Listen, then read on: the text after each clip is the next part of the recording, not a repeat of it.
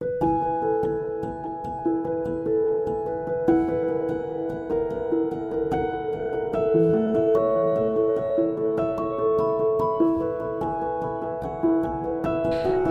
everyone, and welcome to the Soar to Success Summit. I'm Vanessa Levin, your host, and joining me on the stage today is Jamie White. Welcome, Jamie. Thank you so much for having me back again this year. We are so excited to talk to you. And for those of you who are tuning in who may not be familiar with Jamie, let me tell you a little bit about her. You're in for a real treat.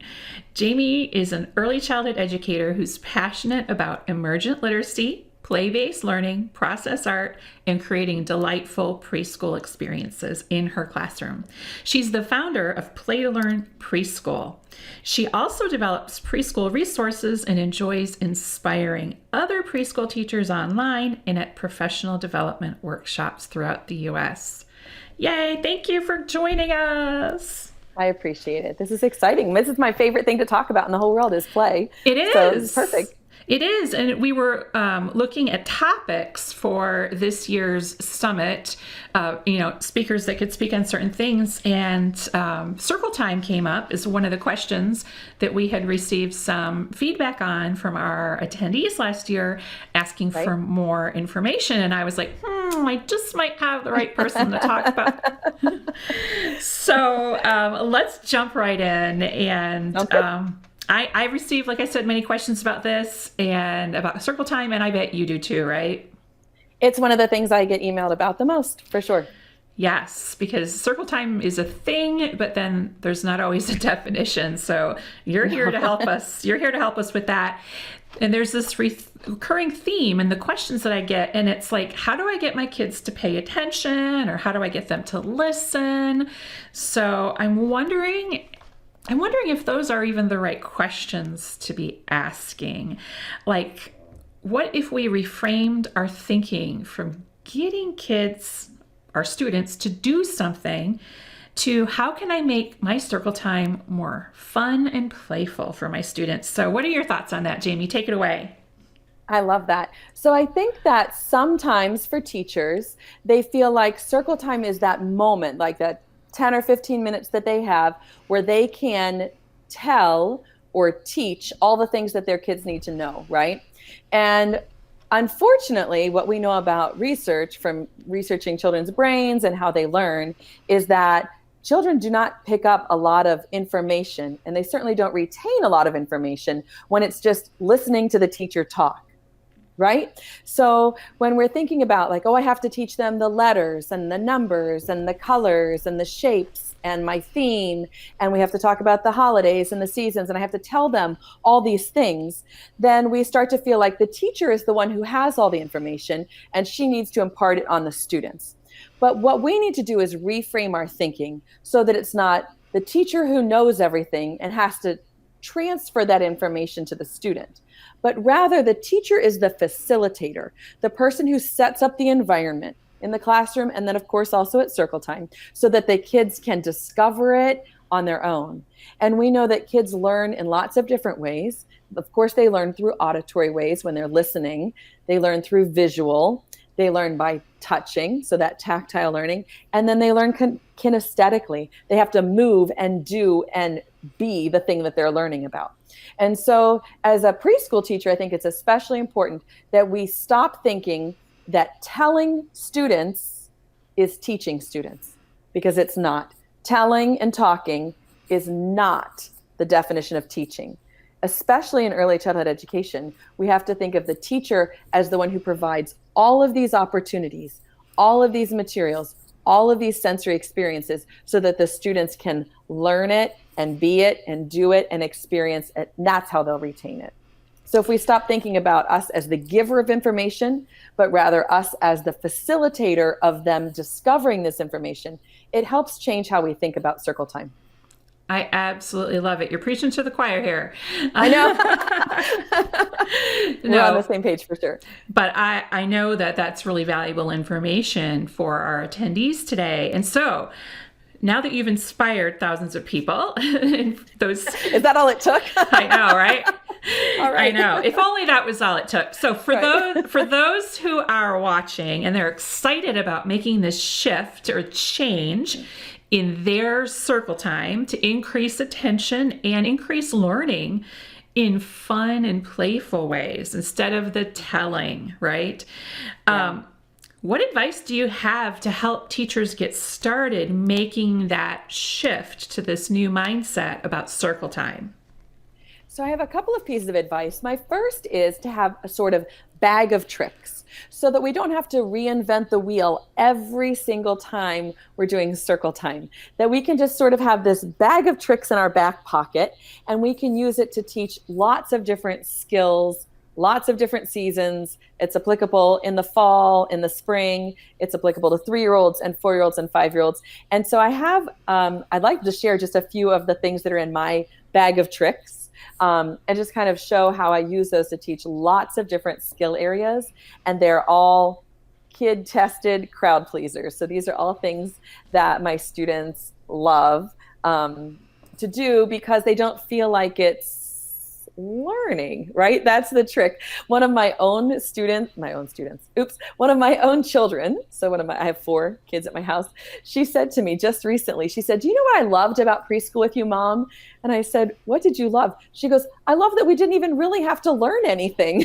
And I thought, oh goodness, I guess that's a sign of a job well done when they feel like they were just here for fun, just here to play, but she left reading and writing and scoring way ahead of her peers when she entered kindergarten. So I guess that's a sign, right? Or she needs to come back to preschool so she can really appreciate how much she did learn when she was here. So I thought I would just share a few of the things in my bag of tricks. One of my favorite things to do is to use props with my students. I try to go by the motto, never go to circle time empty-handed. Never. That is the kiss of death for a teacher at circle time, especially with younger kids and especially at the beginning of the year.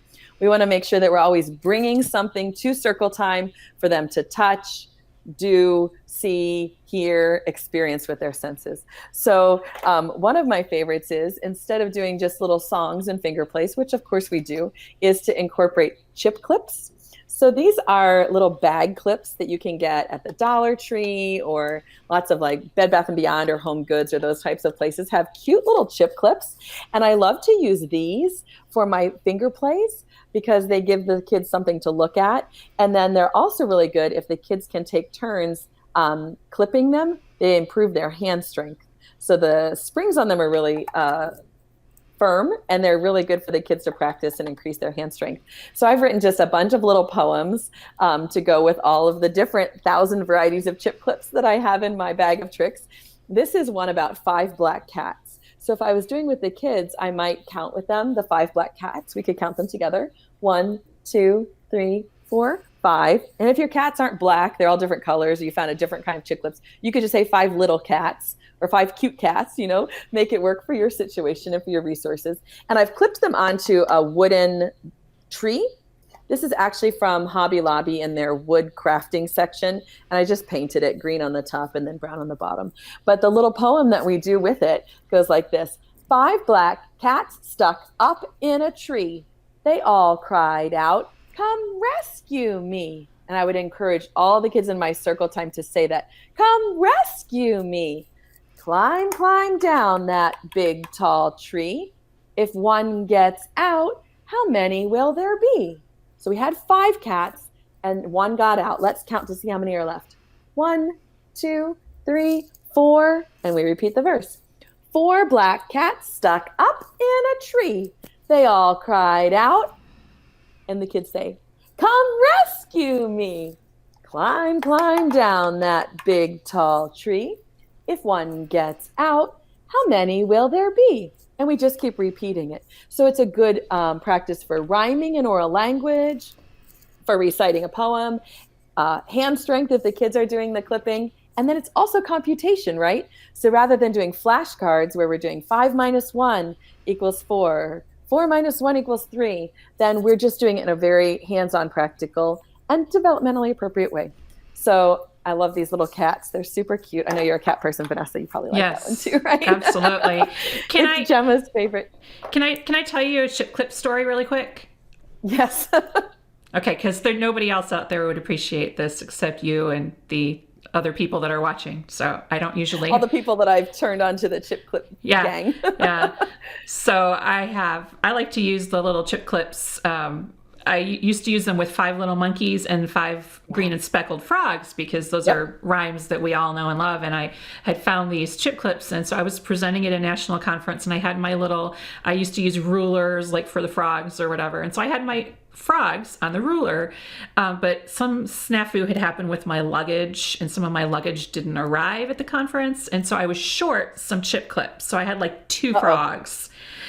And I was lamenting the fact that I didn't have all my frogs. How was I going to do this, cute modeling thing I had set up? And one of the presenters in the other room was like, "Oh, I've got some frog chip clips over here."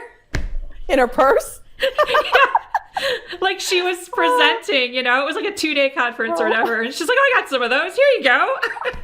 I love preschool teachers. Where else would you go where someone's like, "I got some chip clips in my purse you can use"? Don't you worry. Anyway. I love that. I thought you would appreciate that story. It's so funny. I have people send me pictures when they're shopping and they'll see, chip clips and they'll send me a picture on email or on Facebook Messenger and they'll say, "Do you have a poem for these before I buy them?" Like, I don't know.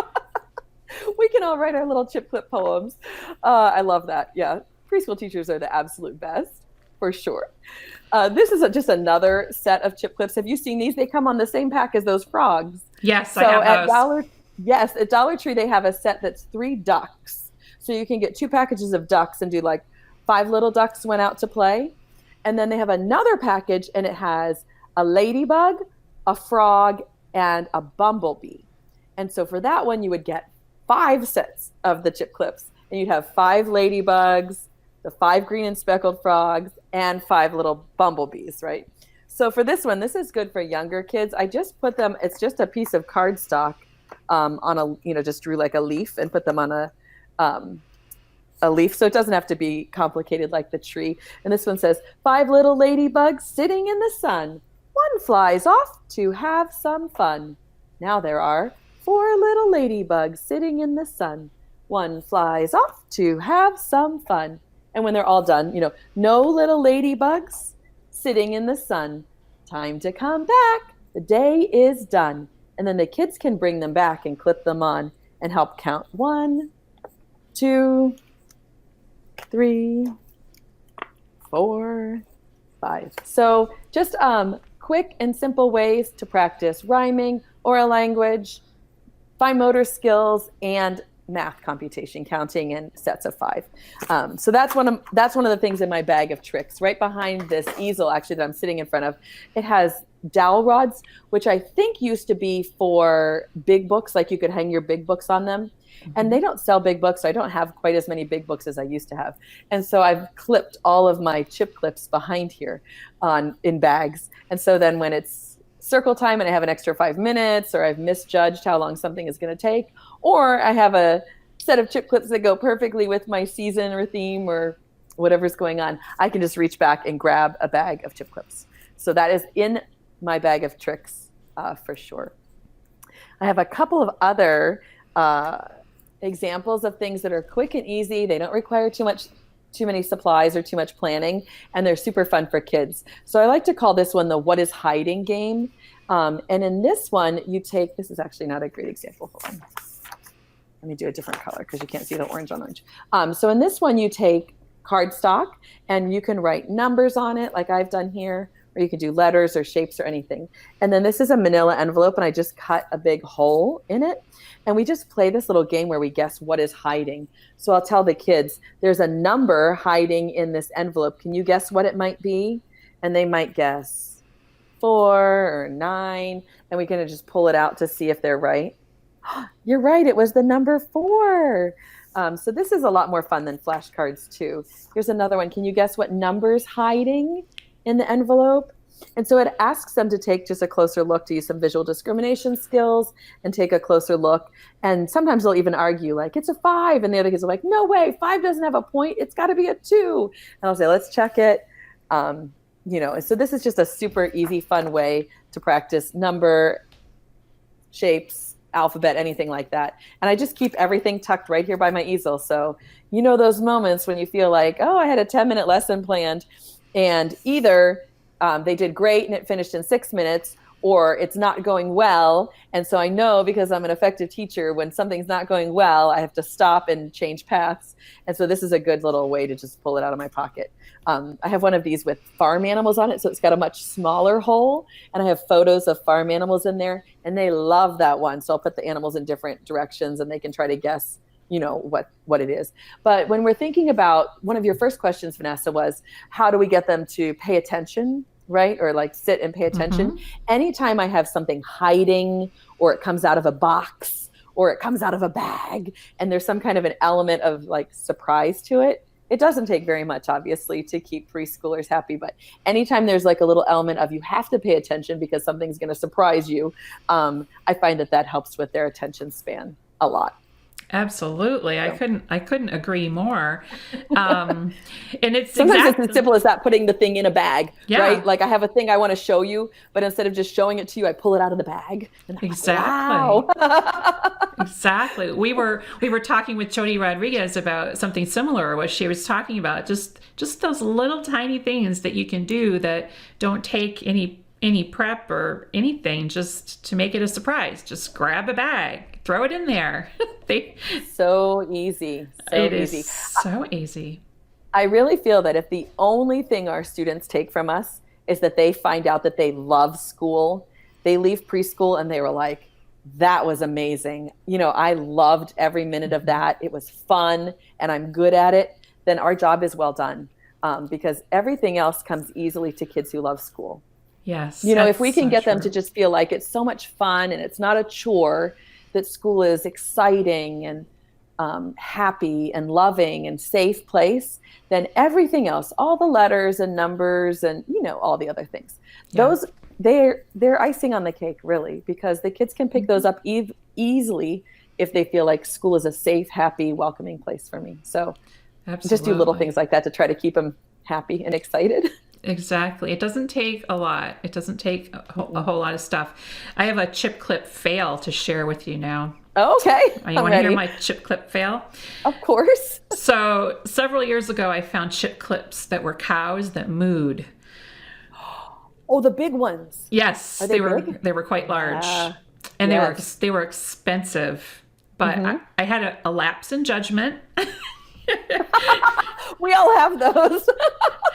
And I decided to buy 5 of those. And that was an investment. That was an investment I was willing to make. And I hadn't even made up the song I was going to use, but I ended up taking them into the classroom and I made up some tune on the fly, like a piggyback song. Yeah.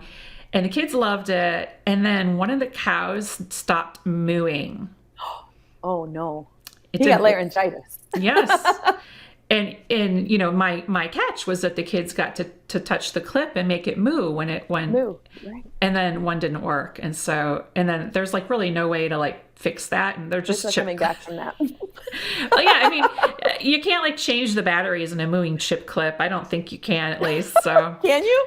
I don't think so. Do they have batteries, like the little? I don't know. Batteries? I don't know what is in there, but there was no way to fix it. So I was like, oh, the cows went away. I'm sorry, because all they did was focus on the fact that it didn't move anymore. Yeah, and so it just was too disruptive. So I was like, the cows went back to the farm. Sorry. And I'm sure when they went home and their parents were like, "What did you do at school today?" All they had to say was the cow stopped mooing, and the parents were like, "What?" Yes. The cow lost his moo. Yeah. Mm-hmm. It's very, that very sounds like sad. A book waiting to happen, right? I know. The cow who lost his moo. So not only was my wallet sad, my children were sad, and I was sad. So I probably have those chip clips laying around somewhere. Probably. I have to figure out a separate use for them or something. I'll have to think of one. Okay. So the other thing that I wanted to say is that sometimes people feel like circle time is the best time to teach. I know this is a hot topic for you, Vanessa, but to teach letter of the week, or they feel like they need to teach the number of the week. And one of the things that I hope that preschool teachers will start to understand, or I know that some do, but that will be more widely understood, is that kids can learn more than one distinct piece of information at a time. And so they don't need to focus on one letter, the letter A, the whole first week of school. That for the kids who already know the A, they're going to be bored, and the kids who don't have any idea what the A is, they're going to be acting out because they don't know what's going on. And so I think, and I know you agree with this, but that we can teach letters and numbers in a much more broad term without focusing distinctly on one at a time.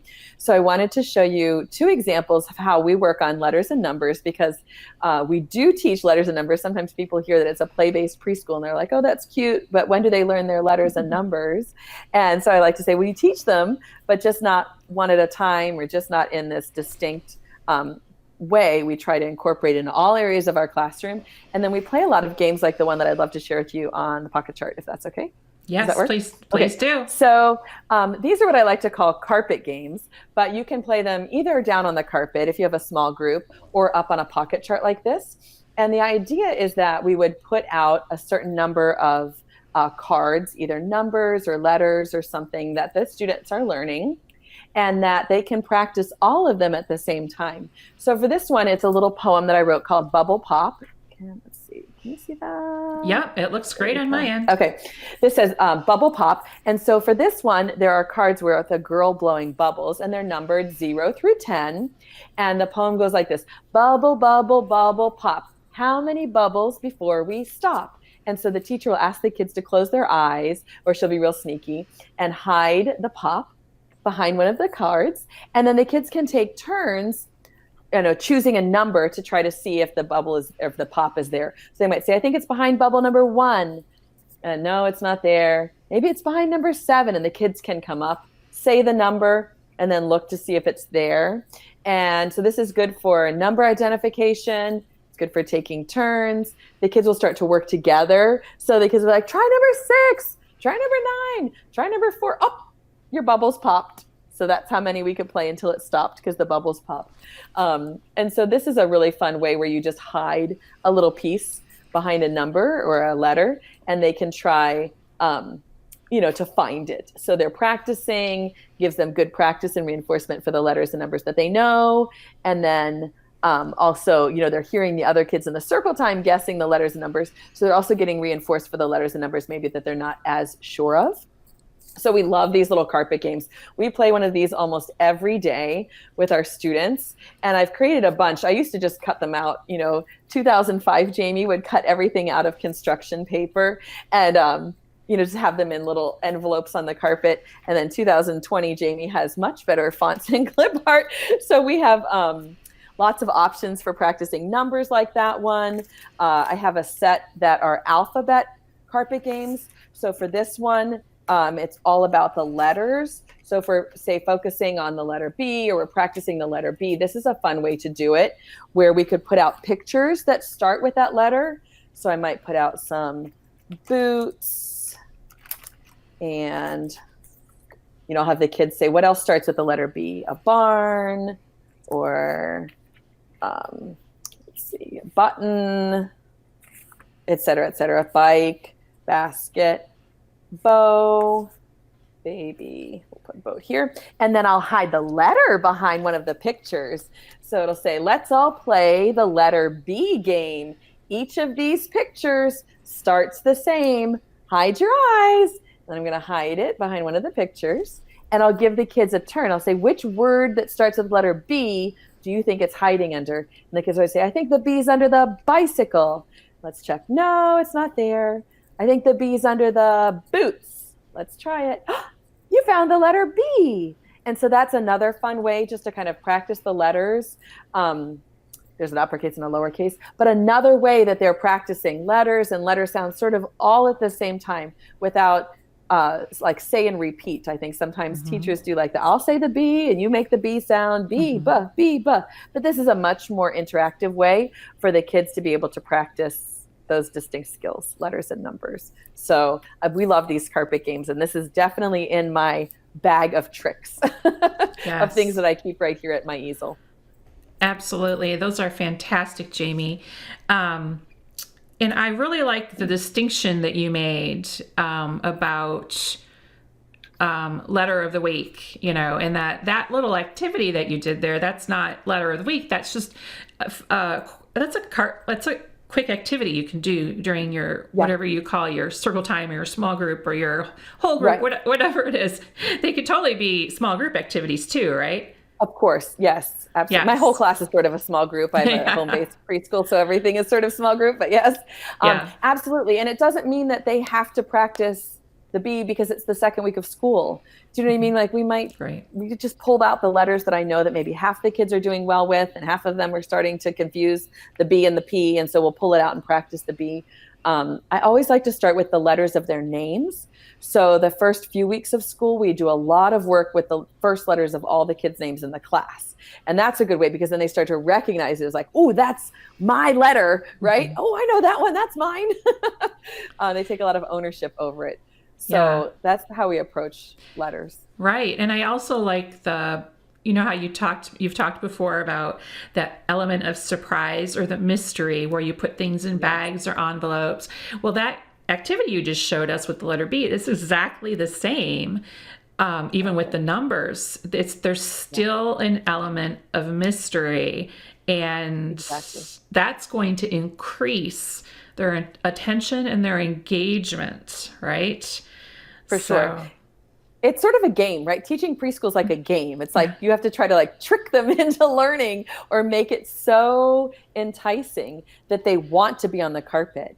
Yeah. I always find that if teachers say, you know, the kids are not paying attention, my question is usually, what are you trying to do to get their attention? Because it can't be just to say to them, sit and pay attention.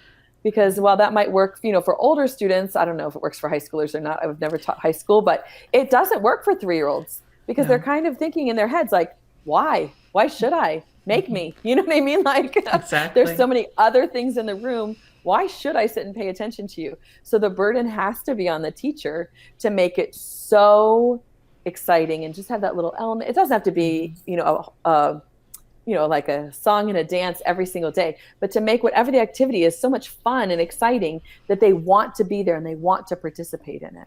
Absolutely. So that brings me to my next question, Jamie. So you have so many great ideas and so much great information about how to make circle time more playful and meaningful to our kids, how to help capture their attention and increase learning and engagement. But what if there are teachers out there? Because, you know, change is hard, right? It is. What if there are teachers who are hesitant because perhaps they've been doing circle time the same way for a long time and, you know, quote unquote, it works for me. So what do you have to say to teachers who may be feeling like that are watching this today? First, I will say I understand, and change is hard for me too. So I feel like all of us are just in this process of doing better, right? There's not a finish line that any of us cross over to say like, aha, I have arrived. I'm doing a great job. It is a process. I change and do things differently every single time. Every year I think, how could I do that better? How could I do this better? So I know that teachers are always sort of in that process of thinking like, is what I'm doing the best? And when things are working well, it's hard to think I want to make a change. But my encouragement would be to pick something small. So if it's having props at circle time for the students to hold, if it's making circle time a little bit more interactive, louder, where the kids are participating and moving and singing, I would say just try small changes and see how it goes, right? We don't have to overhaul the entire system, throw the baby out with the bathwater, right? So take what's working and see if we can add some elements that make it more interactive, more fun, more playful for our students. Because although we can get kids to comply with circle time, a lot of kids, right, are happy to just kind of sit and smile and nod and comply. What we want, I think what we desire is to have not just kids who are compliant, but kids who are enthusiastic and creative and thinking outside the box and really learning how to be good students, not just learning how to sit and be quiet, right? Don't we want that for our kids when we're thinking Yeah. about the goals and the things that 21st century learners need? There aren't a lot of lists of goals for workforce, you know, like workforce, what's the word I'm looking for? Like the competencies, you know, for people in the Oh, workforce. Not a lot of them say like good listening, sits and complies, You know what I mean? Like it's a lot of out of the box thinking. We want them Mhm. to be more creative, to be able to think and express themselves and be good communicators. And we can't do that if we're just asking the kids to sit quietly and listen to us. I think that's some great advice that yeah, change is hard and little changes work best. And so, for example, in my own life, I'm trying to embrace a single-use plastics ban on my own, Oh, even though our community doesn't require it. That's just hmm, something that I wanted to do for myself, and it's hard. And so, yeah. I started with just one thing. What is Hmm. one thing that I can choose to purchase differently to put in my pantry or my refrigerator that is not a single-use plastics? And Yeah. that worked really well for me. And then the next week when I went to the grocery store, I tried one more thing. What's something different I can do instead of buying what I used to make that little change? And so I've been able to make little changes. I'm not there yet, but I think, on the right path. You know what I mean? Absolutely. That's how all change comes about. Because what the pitfall of saying, all right, we're going to do it all, all different or all correct Hmm. is it's overwhelming. And Yes. so it's not sustainable. That change is not sustainable, right? If you went in Hmm. and threw away all of your Ziplocs and all of your saran wrap and, all the things, and then it's like, oh, this is too much. It's too hard. I give up. But if you make Right. small changes that are easier to implement, it's more long lasting, right? Yeah. Yeah. What do you do And about the produce section at the grocery store? I know, right? I haven't got there yet, Jamie. I'll let you know. Okay. Because I can't imagine. I mean, I guess you can buy the Hmm. like mesh bags for your Hmm. apples and things at the. Yeah. Yeah. Good for you. I'm trying. I'm not saying I'm there yet, but it's a shift. So Yeah. anyway, I think that's great advice. And I also like what you said about not throwing the baby out with the bathwater, because I feel like in education we tend to do that so often. Oh, it's this pendulum. All Right. one way, all the next way. Right. Yeah. And that's not how change works. We can't just pull the rug out from someone and say, circle time is banned. It's bad. You can't Right. do it anymore. We have to affect change in Are a people more saying that gradual. about circle time?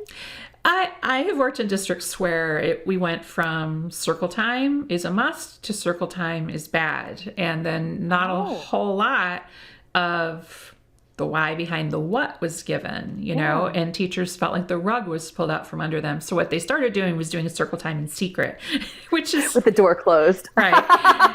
Which is how I do. I used to do a lot of things when I taught in the public school, things that I knew were right that they hadn't been on board with. I was like, Right. just do that with the door closed. Right. So it's just helpful when you have the information about the why behind the what, which is what you have been giving us today.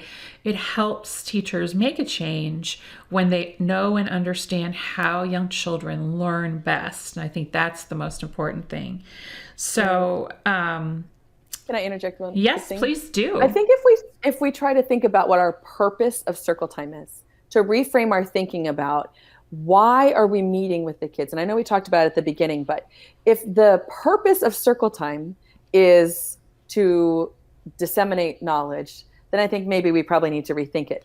But for me, my purpose of circle time is always to create community.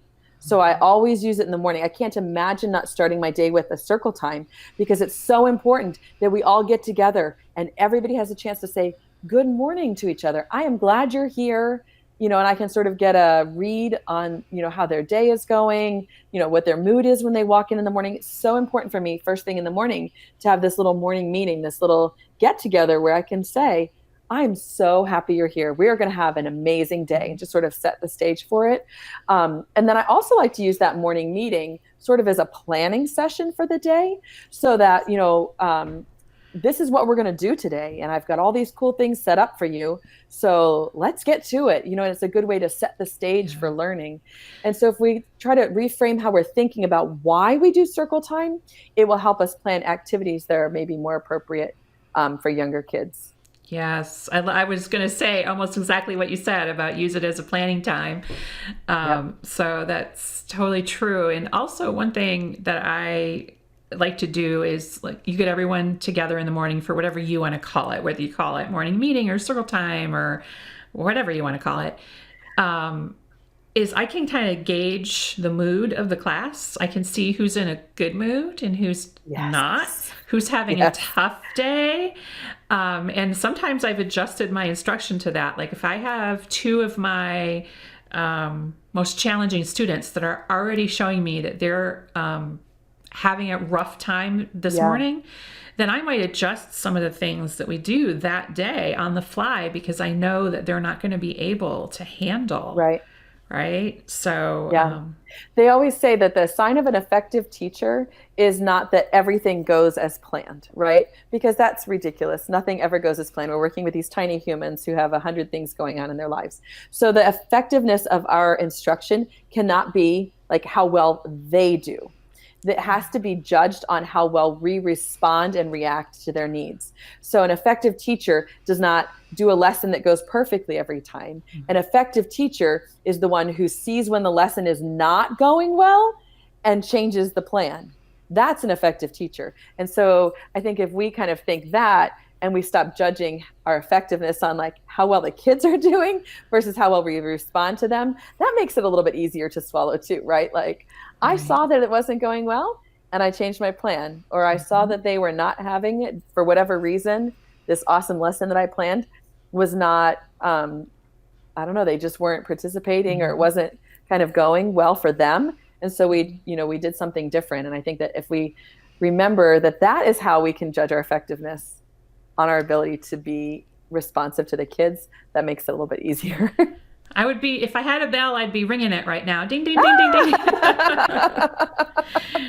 I also, go ahead. I was going to say, I'm just totally on board with what you just said. That's awesome. Go ahead. It's tricky because teachers, I think, they're such a loving group, but I also feel like they're really sensitive. Like teachers are just a sensitive, it's stereotypical, but I think they're a very sensitive bunch. And so they take it almost like personally when the kids are not doing well. And I do too sometimes. I think to myself, did I not plan that well? Or did I not front load it? I don't know, what could I have done better? But sometimes it's just things that are out of our control, the circumstances that are out of our control. The kids, their mom yelled at them maybe right before they got in the car this morning, or, they expected to see dad when they woke up and he was already out at work. And so there's things out of our control. And so when we stop taking things personally and start just saying, I'm here for you, I'm going to, be responsive to your needs, it just makes the day go a little bit smoother. And the kids can read that and they feel that warmth. And I think that helps them settle in a little bit too. Not always, but most of the time. Yeah. I like to call it like when I do that type of thing where I'm kind of taking the temperature of the class during the whole group morning meeting, whatever you want to call it. I can decide whether I want to roll the boulder uphill that day or push it downhill, right? So if you're doing this little thing where you're like, nope, don't have the muscles for that today. Yeah. Like, do I want to make things harder for the children and myself by continuing on and plowing ahead? Yeah. Or do I want to make these adjustments where it's going to make it easier for them and easier for me, and we can have a more successful learning experience? Or am I just going to try to shove that boulder up the hill all day and I know what the result of that is going to be? It's never good, right? No, it's frustration. You're frustrated and exhausted because pushing a boulder is hard. The kids are frustrated because, I don't know, they're getting rolled over by a boulder. Yeah. And so, it's an exercise in frustration. I was going to say, we were talking about change and making small changes. And I, at the sake of sounding like a broken record, feel like if you're only going to make one change to your circle time, that there's one thing that is a surefire way to make sure that the kids are paying attention, that they're excited about circle time, that they're learning, and they leave with this like sense of school is the most awesome place on earth.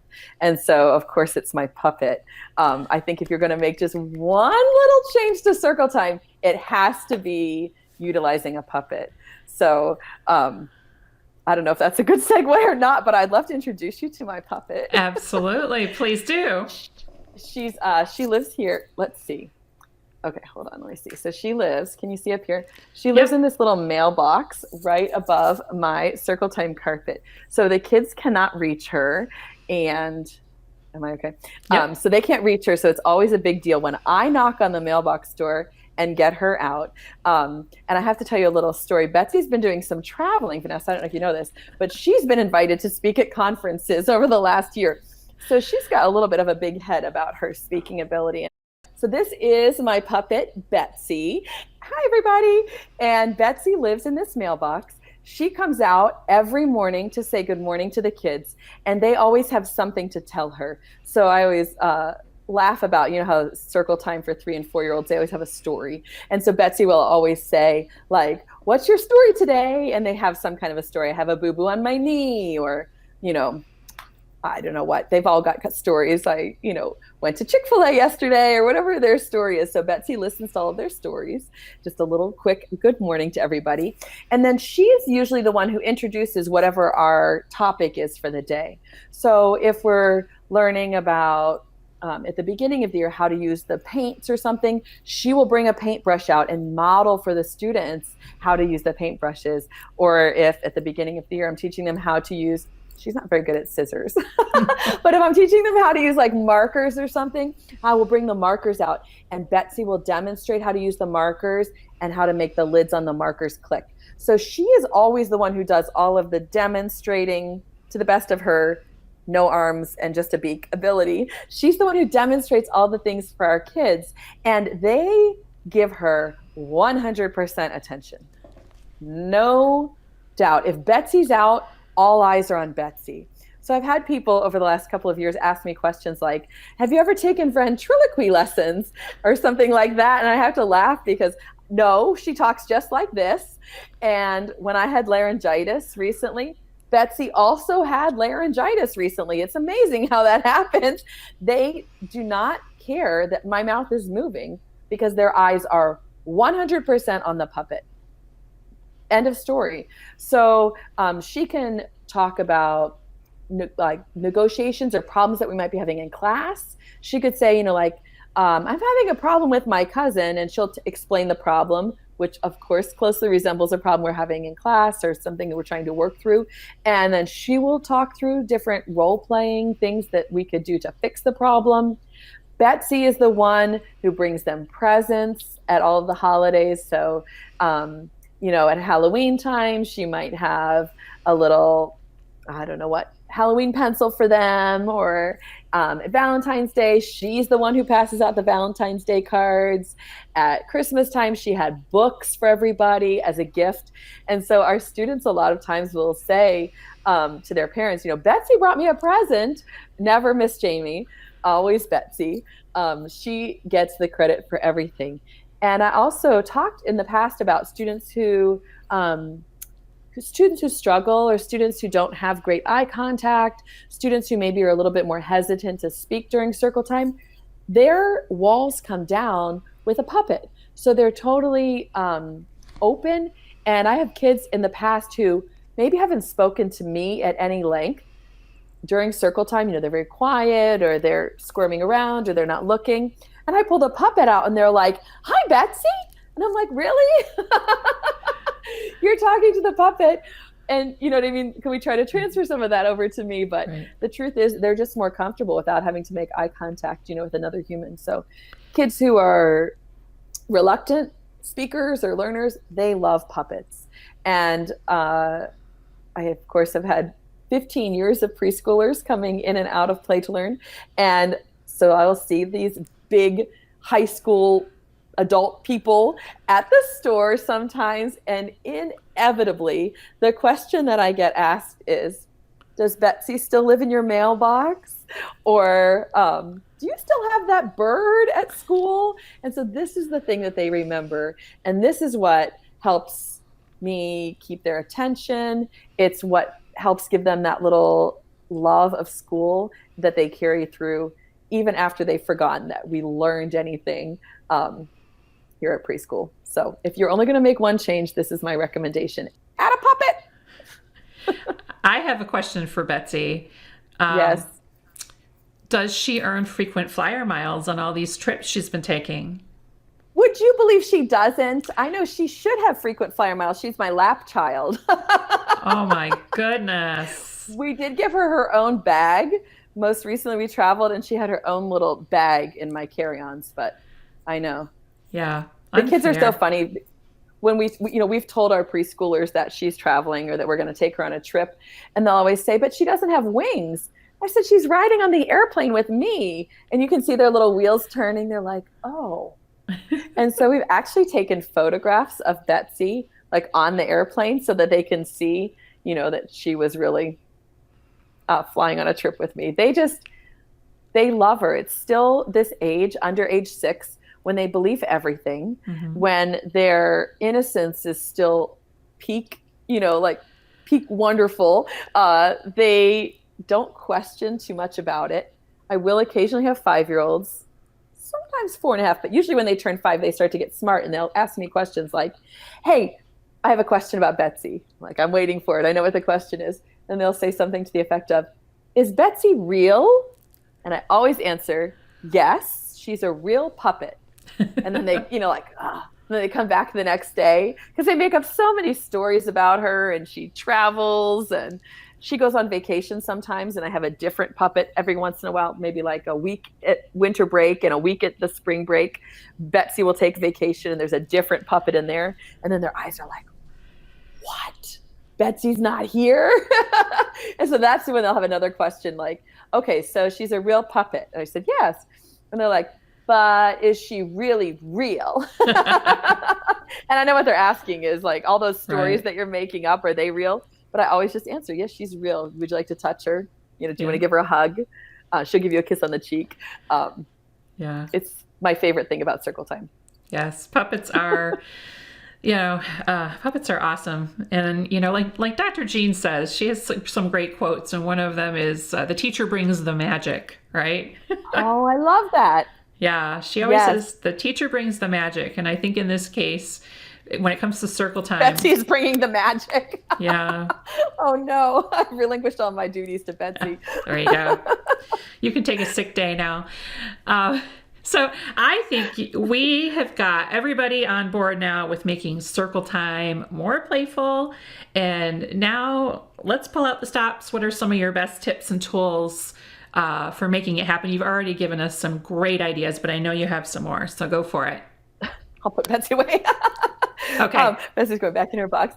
I would just say, just to reiterate 3 things. The first is to make sure that the purpose of Circle Time is to welcome and create community with the students, and that to give up this idea or start to let go of the idea that the teacher has to tell everything that the students need to know, because that's not how they learn. They learn in hands-on ways. They learn through play. They learn through doing, not through sitting and listening.